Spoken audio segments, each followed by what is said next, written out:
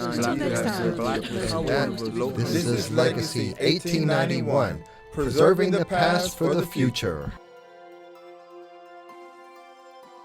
Hello, I'm Latif Tarik, Associate Professor of History at Elizabeth City State University, and welcome back to Legacy 1891, preserving the past for the future. But what is most important to continue the discussion is really understand the making of Black History Month, radical Black thinkers from Dr. Carter G. Woodson to Malcolm X. This is a PowerPoint that I use in African American history from 1877 to the present. Title slide, The Making of Black History Month, Radical Black Thinkers from Carter G. Woodson to Malcolm X. I have both Carter G. Woodson and Malcolm X side by side, right? And I think this is very important to be able to understand how we come into the Black Power era, how we come into the Black arts movement, how we come into hip-hop. Because one aspect that people don't understand in studying history, that we're just not studying the human phenomena and putting it into some type of chronology. We're also studying the culture of the people. That's why within the title, the Association for the Study of African American Life and History, because what we do is what make and contribute to the history.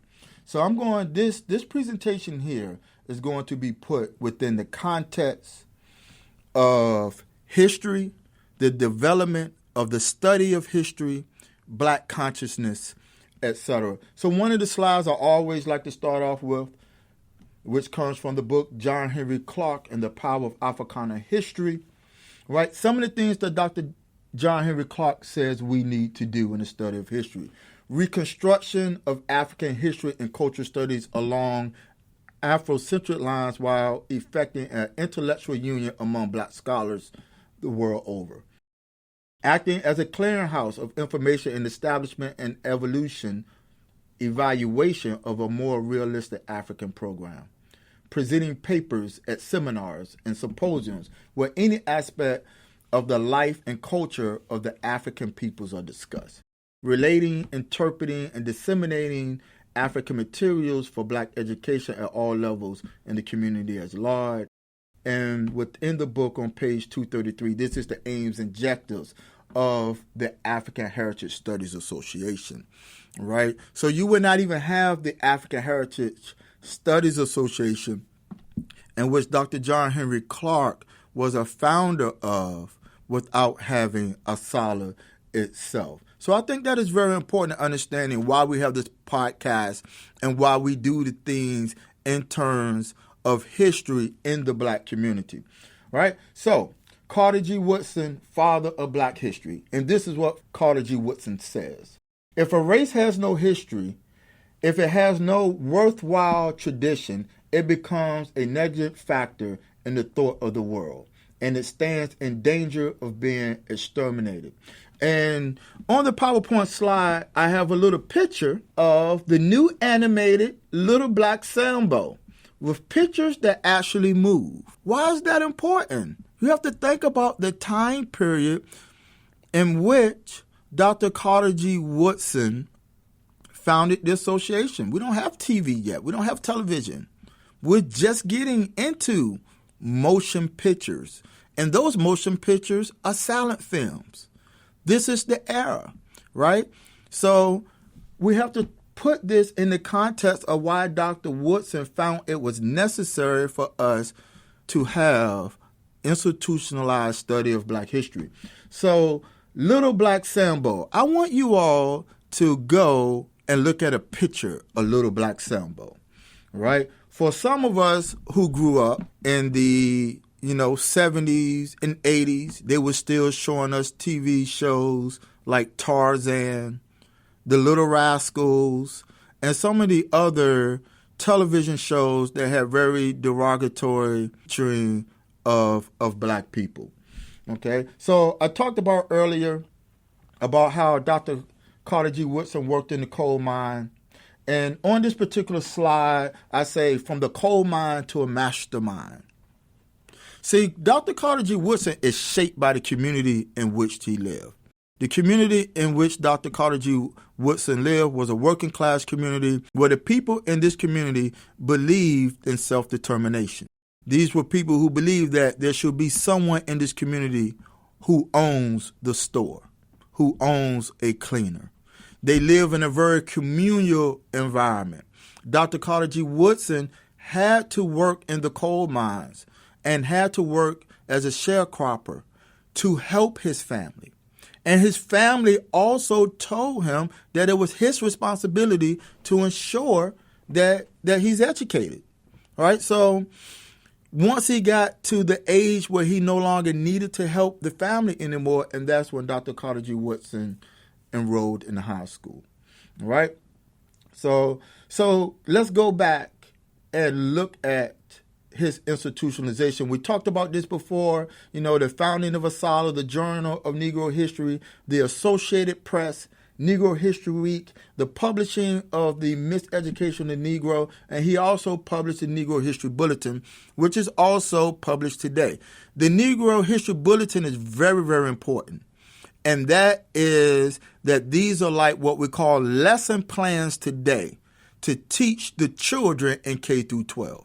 That is what that bulletin actually does, right? So Carter G. Woodson, Black History, a functional discourse of the Black personality.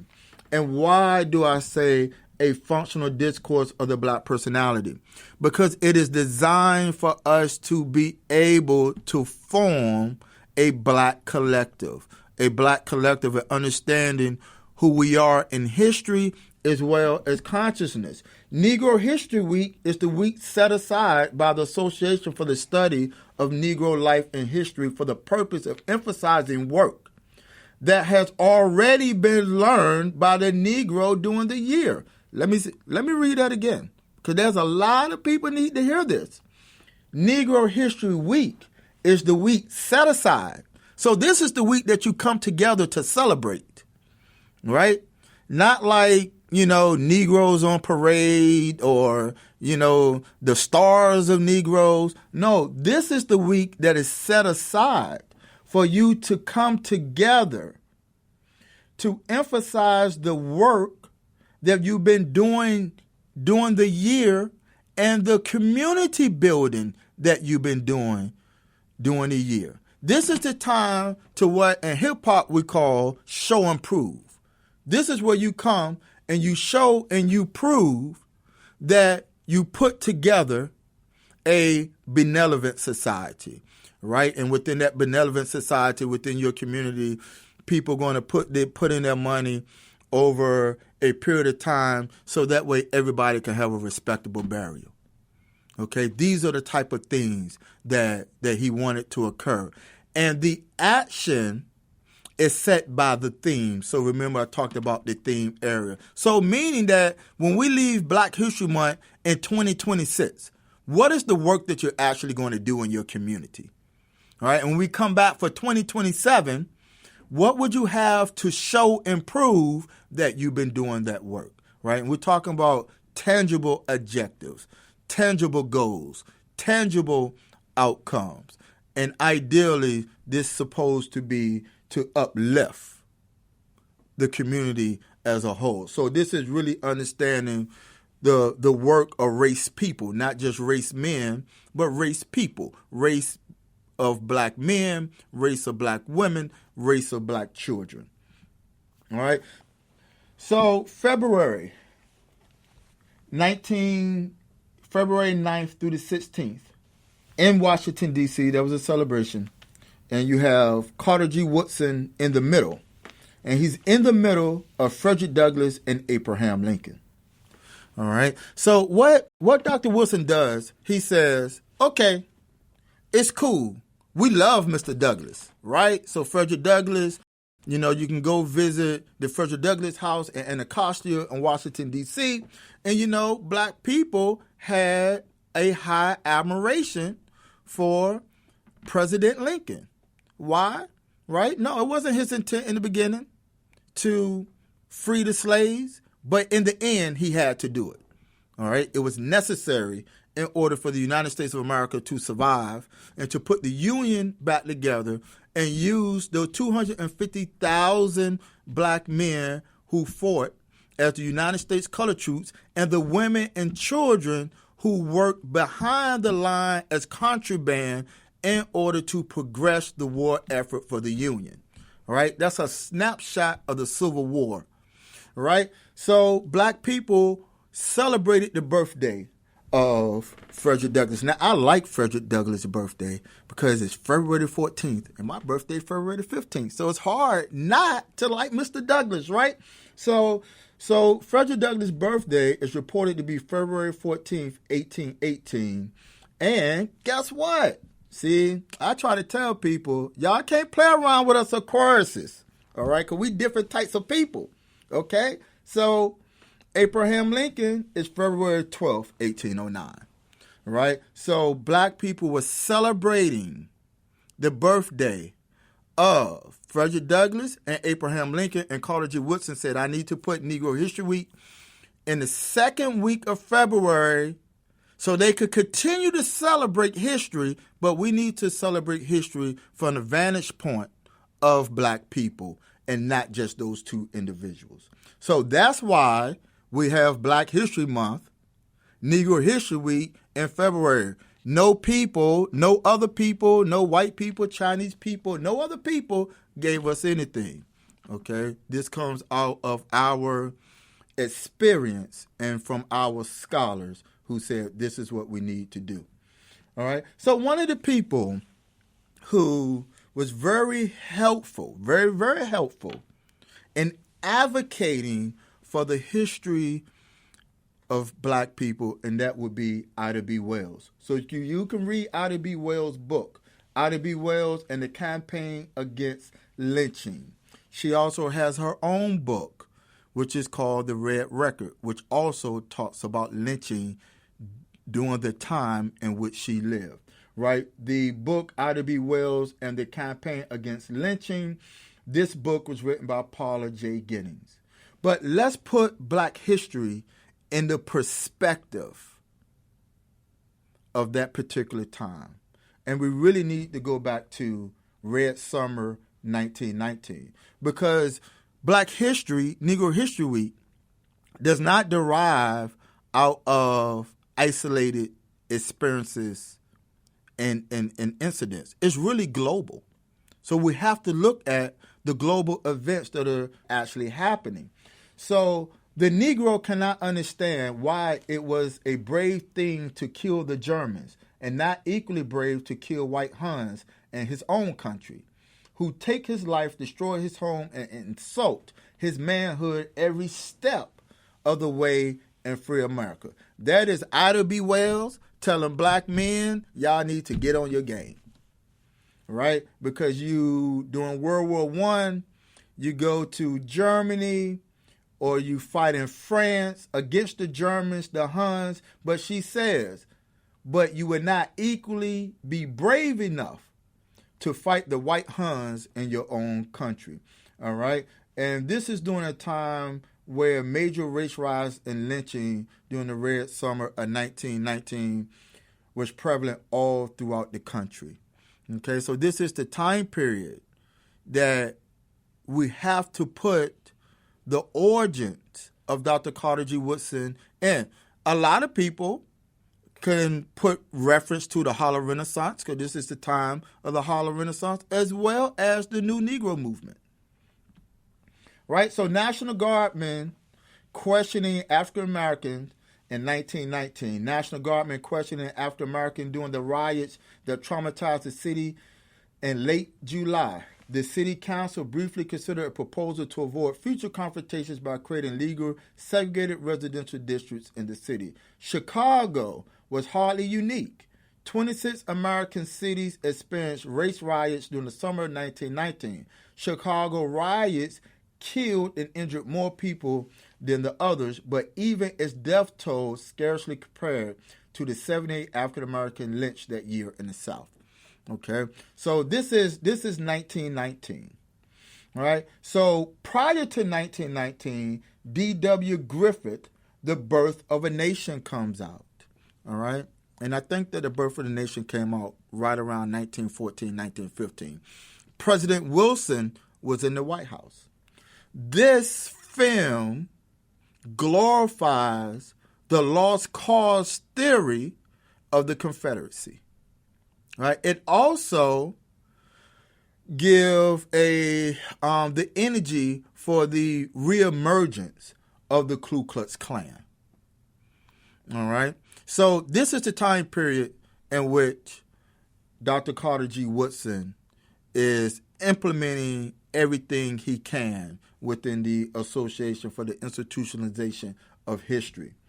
Right? So if you go back to this time period, and you probably walk down the street, not many people, and now I'm going to say very, very, very few, would know who Dr. W.B. Du Bois was. But if you ask them, do you know about Jack Johnson?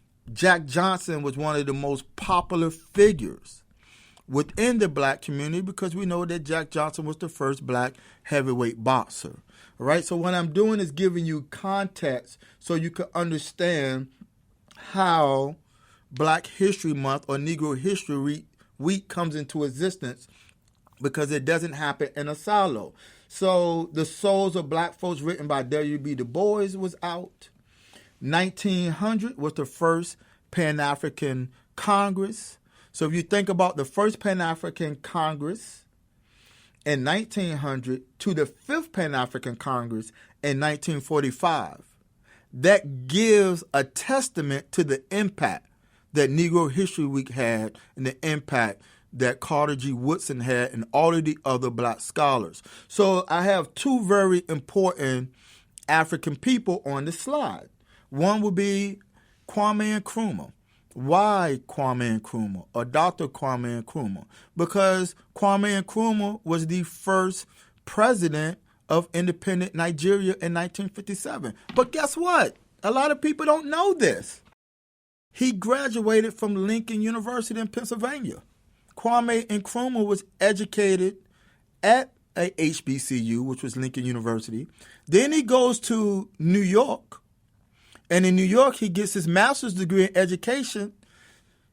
And then he joins Dr. John Henry Clark's Harlem History Club.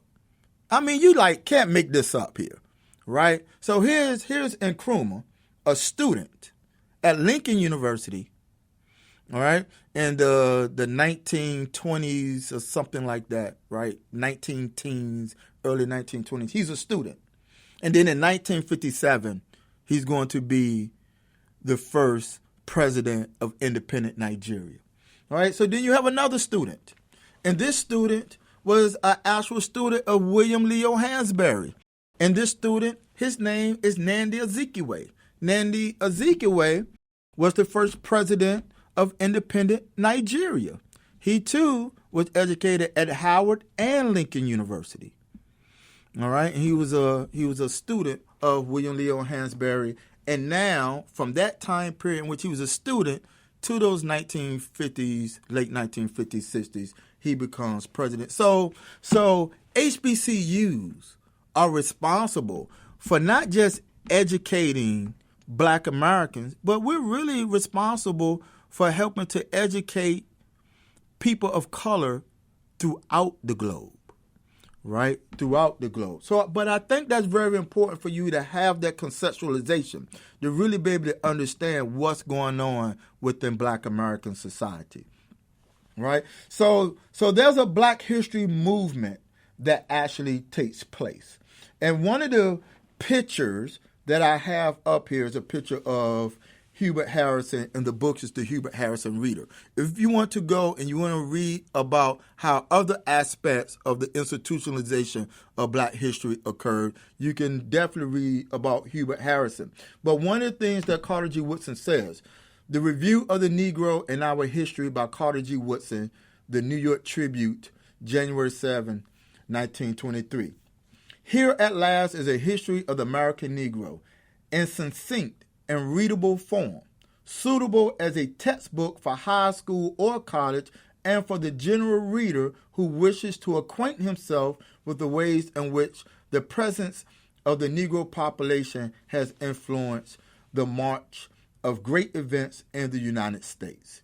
All right? So in understanding this, let's kind of talk about the term Negro. All right? David Walker, when he wrote David Walker's Appeal to the Colored People of the World, he actually used the term colored.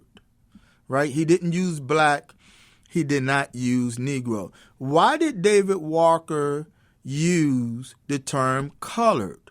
Because he's talking to other people in the world who are not of African descent and who are non-white.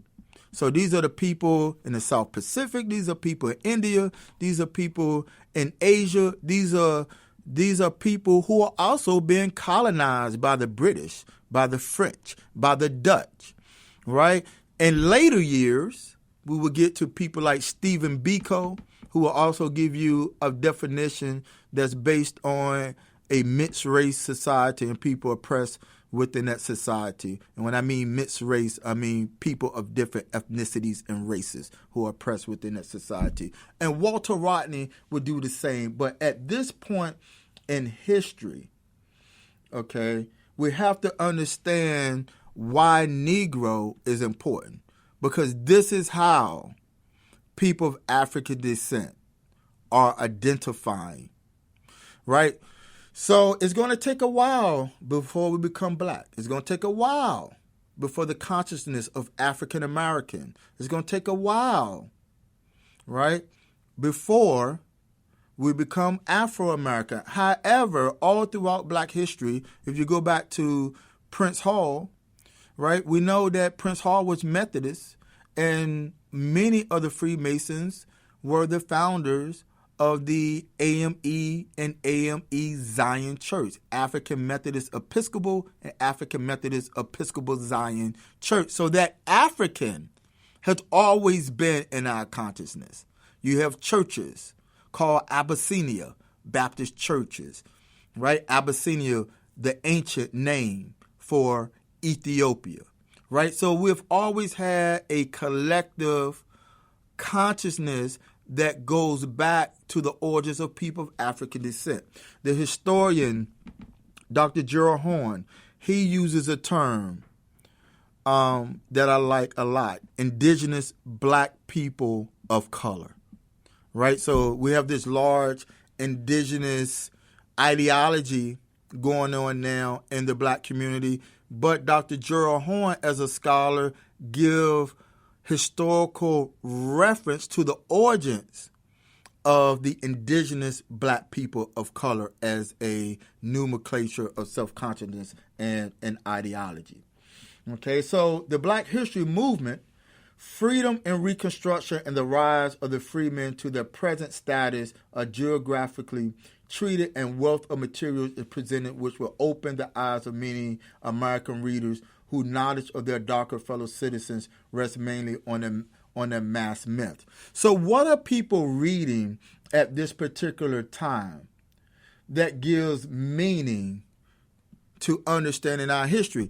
And before people actually reading the books, for those who are critically reading, they're reading these articles in black published newspapers and other types of publication.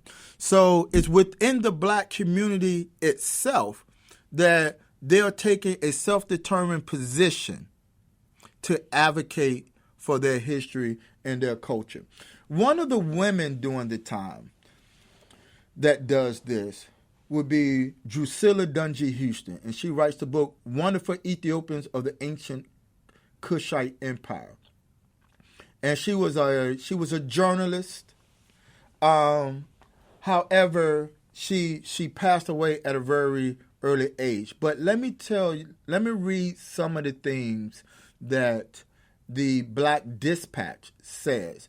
So the Black Dispatch published articles dealing with Negro history and black social concerns syndicated to black newspapers by the Associated Negro Press. So for those who don't know the history of the Associated Negro Press, the Associated Negro Press was probably one of the most important organizations to disseminate news for black people. So way before we get to journalists like Roland Martin, right? So before we get to these type of journalists, they come out of the tradition of the Associated Negro Press, okay? And this would show up later, even at the community level, the impact that writing in newspapers will have, okay? The Nation of Islam, right? Their newspaper, Muhammad Speaks, now the Final Call, okay? Think about the newspapers and newsprints that college students are producing and still produce.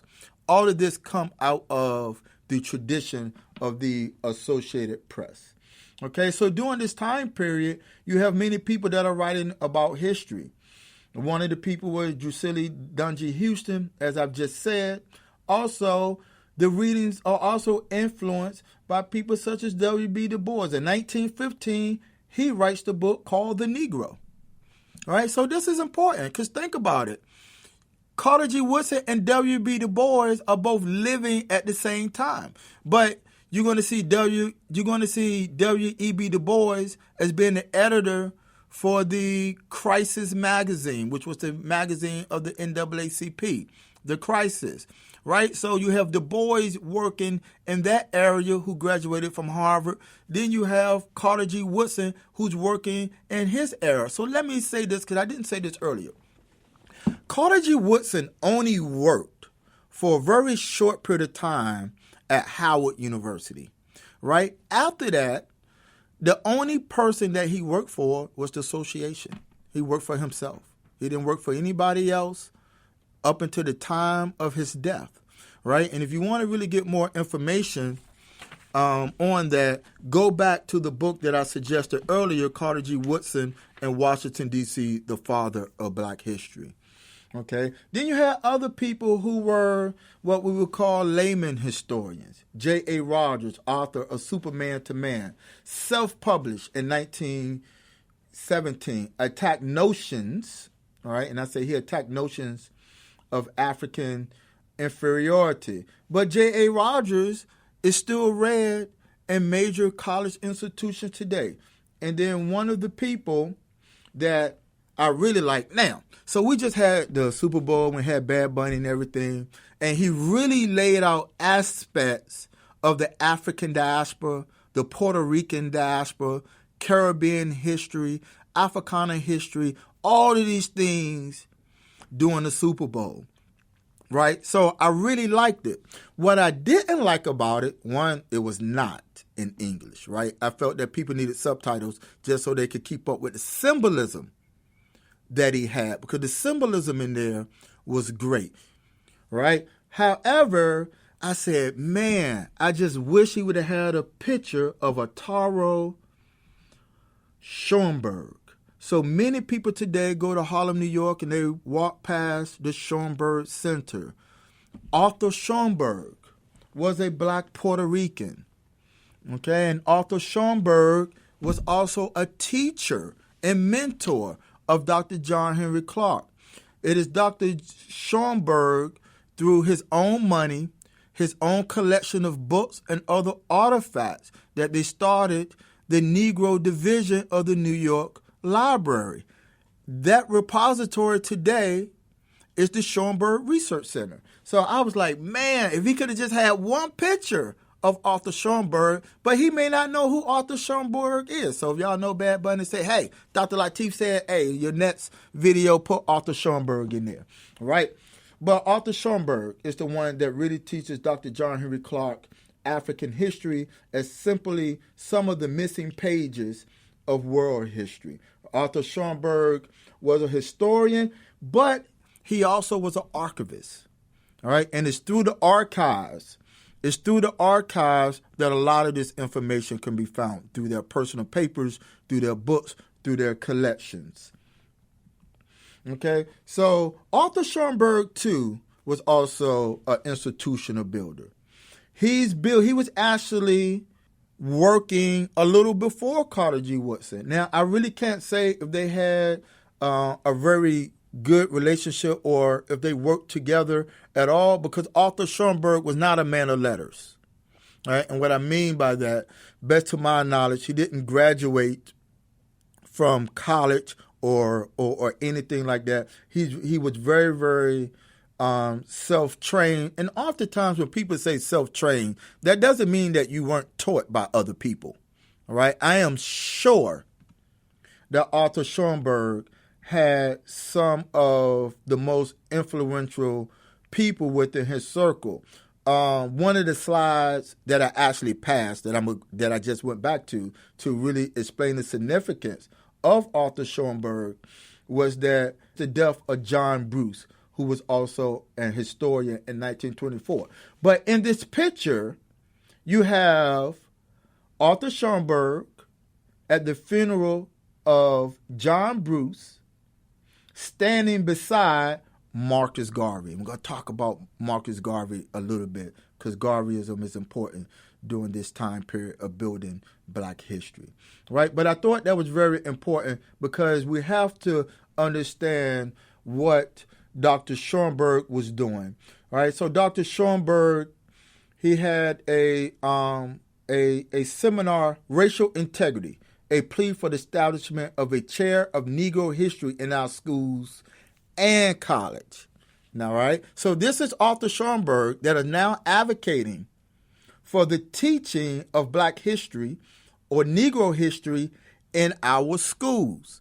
Many of us have to ask ourselves, what did we really learn about Black history in public schools? Right? Now, I'm now basically 54 years old, right? So in my time period, everything that I learned in terms of Black history came outside of the school. It certainly was not from my regular history classes. I really, honestly, I cannot recall if I learned about one single Black person, okay, in public school. But I do know that my participation as a youth in other youth organizations is where I learned about different aspects of Black history. So Arthur Schoenberg delivered a speech to teachers during the summer courses at Cheney Institute in Pennsylvania, July 1913. And the purpose of the speech, lay down the course of study in Negro history and achievement. And he talks about racial integrity, racial preservation, and racial unity. Where is our historian to give us our side view and our chair of Negro history to teach our people our own history? African history is the missing pages of world history. So when he says chair of Negro history, he's talking about the institutionalization of Black history. And what do I mean by the institutionalization of Black history? I mean for the institutions that have curriculums for people to use, that have book lists for those to use, who are selling books, who the libraries putting books in there as well. This is what he's talking about. And for Arthur Schoenberg, he had a very global perspective of Black people and world history, right? So understanding the rise of the Black history movement, you have to understand the interwar years between 1919, which is the end of World War I, to World War II. Why is this important? Right? This is the time period that Marcus Garvey is also here in the United States. All right, Marcus Garvey founded the University Negro Improvement Association. So I would suggest to read The Philosophy and Opinions of Marcus Garvey or African for the Africans. That's actually the title, right? The Philosophy and Opinions of Marcus Garvey or African for the Africans. Okay, compiled by Amy Jake Garvey, his wife, as well as Tony Martin, who was a prominent Garveyite scholar. So you can Google and research Dr. Martin as well, because he's very critical to this discussion as we get to the 1980s. So you have to think about World War I and World War II, the Bandung Conference. the rise of what they call the Asiatics, Japan, China, and India. Black migration is very important. Understanding not only the Great Migration, which is the internal migration of black people migrating out of the South into the North, the Midwest, and then eventually the West, but also the migration of how did Marcus Garvey get here from Jamaica, right? What about how did Arthur Schoenberg get here? So in other words, what I tell my class is, before you start thinking about Cardi B, okay, how did the people of Cardi B from the Caribbean get here, right? Because that is what those migrations represent. The fall of colonialism after each war, the rise of Pan-Africanism, and then Pan-Africanism activity during those years are very critical, okay? So when we think about black history, we also have to think about it in the terms of that of Pan-Africanism. Okay, now, Carter G. Woodson was not a Pan-Africanist. Okay, he did advocate for that of African history. But one of the things that Carter G. Woodson does is he lays a very, very, very strong ideology for both Pan-Africanism and black nationalism. So, in the book, Carter G. Woodson's Appeal, what is said about Carter G. Woodson?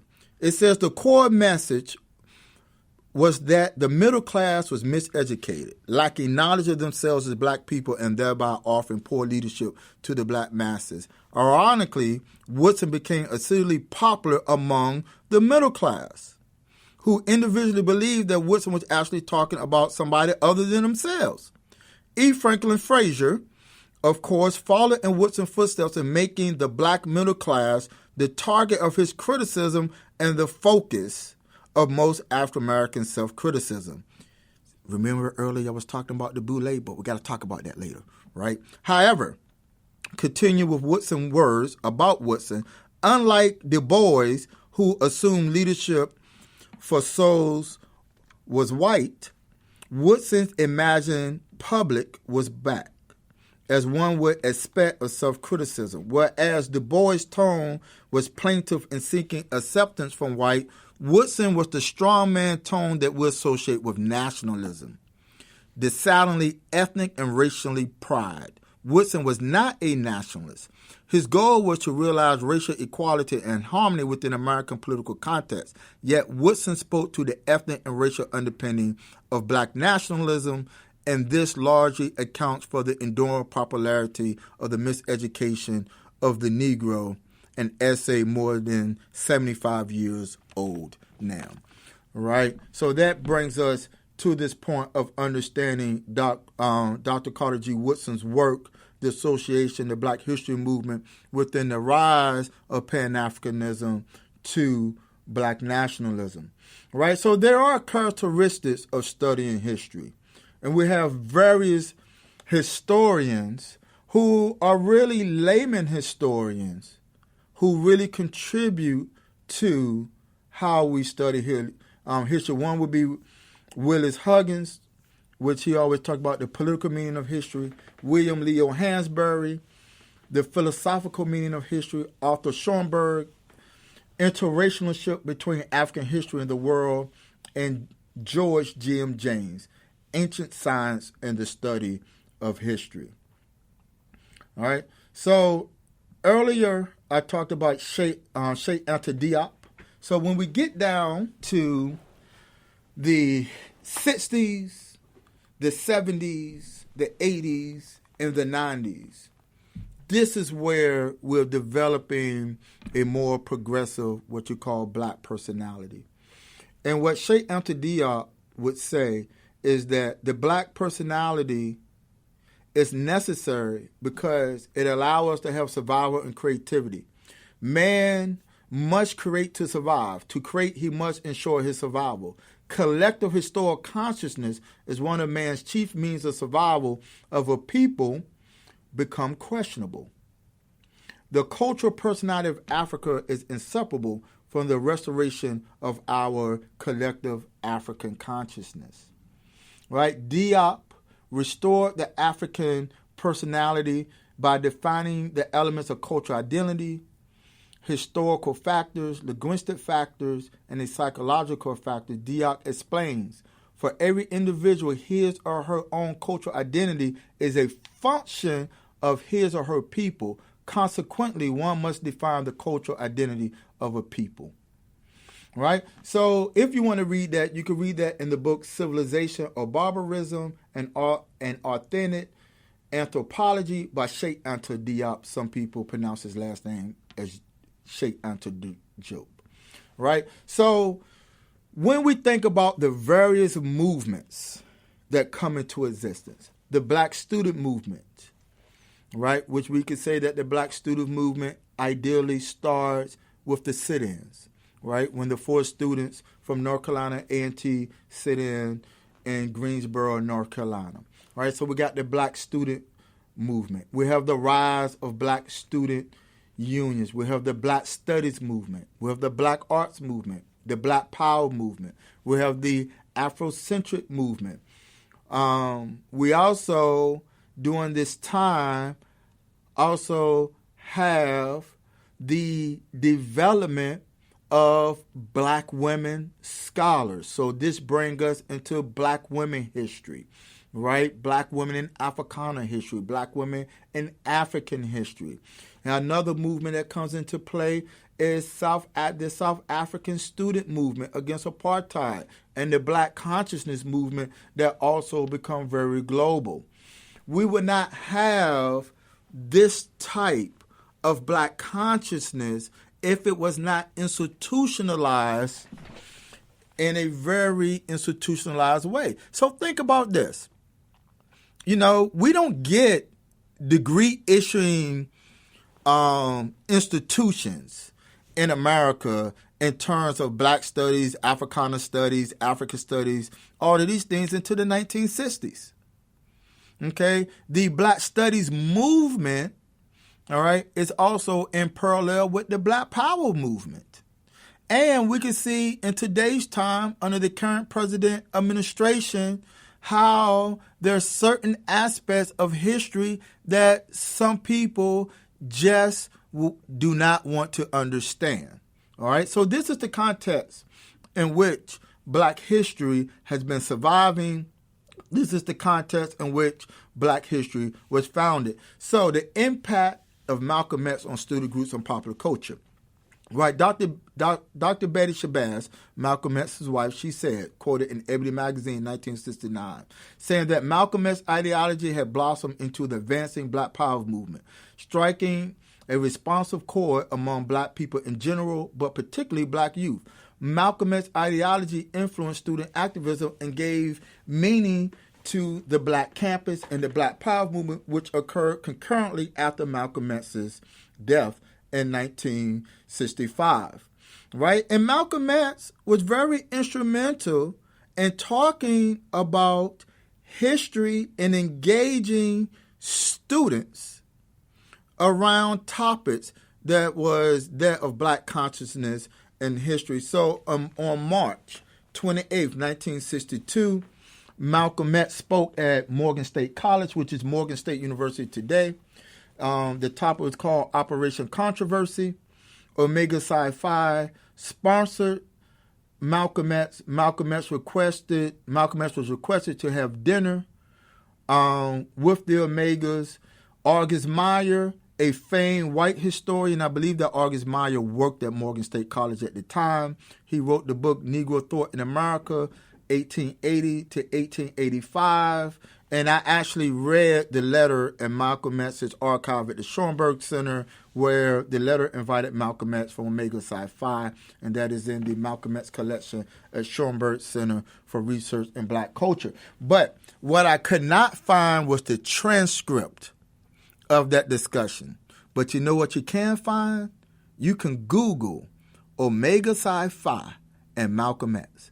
And the picture that's going to come up on Google Images is the picture of Malcolm X sitting at the table with Omega Psi Phi with their fraternity sweaters standing behind Malcolm X. So I think that's like a very, very powerful symbol for college students. And I know there are people in the black community be like, yeah, Omega Psi Phi, they part of the Boule. I hear that, like all the time. But yet we have Omega Psi Phi in discussion with Malcolm X. So in understanding that, Carter G. Woodson has had a tremendous impact on the black community, and I'm going to end with the hip-hop generation. Now, I know that there are gaps in this presentation because we can't, talk, forever.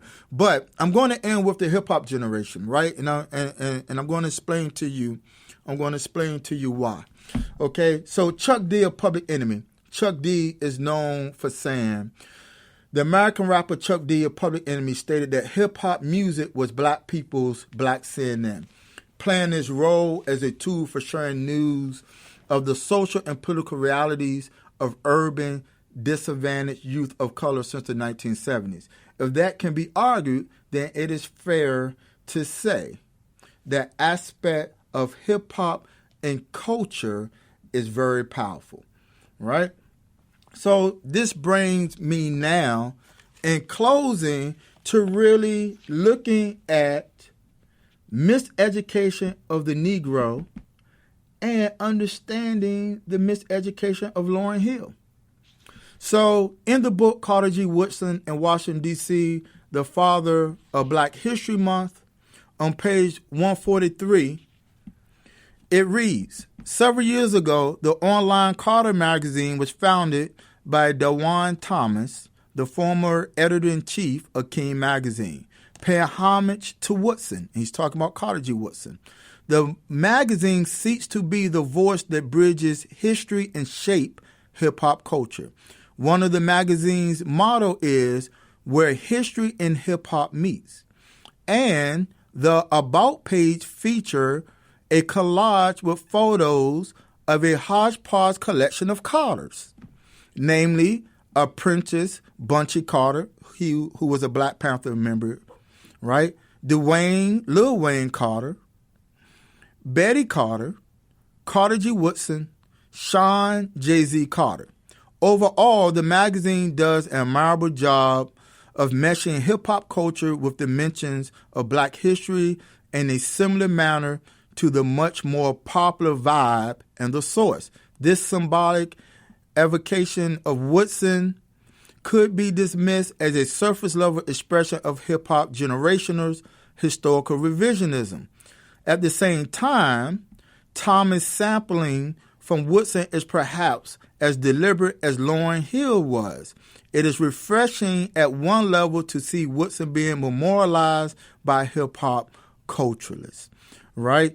So that take us to the album, The Miseducation of Lauryn Hill, right? So what is the album really talking about? It's talking about the evolution of Black consciousness of a Black woman through her experiences, right? That is what The Miseducation of Lauryn Hill is about. And it is in the hip-hop generation that I know, personally by experience, that the education of the Negro was exceptionally popular.